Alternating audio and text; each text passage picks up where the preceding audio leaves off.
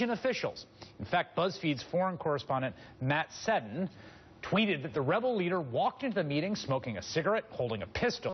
After hours of delay and possible negotiations, there was a news conference, and finally, at about 1 in the morning local time, the black boxes were handed over to Malaysian officials. That's the footage you're seeing there. And joining me now is BuzzFeed's Max Seddon, on the phone from Donex. Max, what was that scene like? It seemed deeply bizarre from the images I saw and the tweets about it. It was incredibly strange. But at the same time, it was really just so indicative of things to become the fact of life in Donex since the uprising started three months ago, and seeing these poor Malaysian aviation investigators thrown into this really brought that home. They came out, and Malaysia, it turned out, to get the black boxes back, they essentially had to de facto recognize the Donetsk People's Republic, which is something that even Russia hasn't done.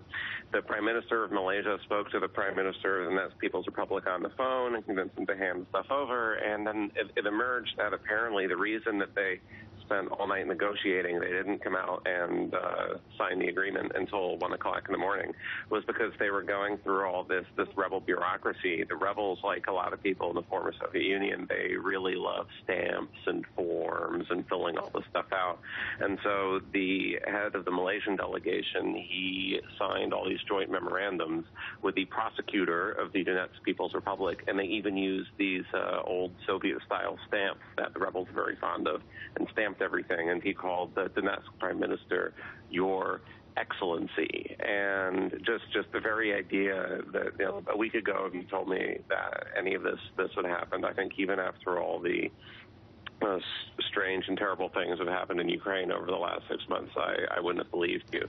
But seeing these armed, bearded, thuggish-looking men with machine guns around with these poor Malaysians who weren't, most of whom don't speak English and didn't have anyone translating for Russian. It was really surreal beyond words. Wait a second. The Malaysian investigators are there, and there was no one translating. This was conducted in Russian with no translation from Russian to Malaysian as the Malaysian investigators were standing there?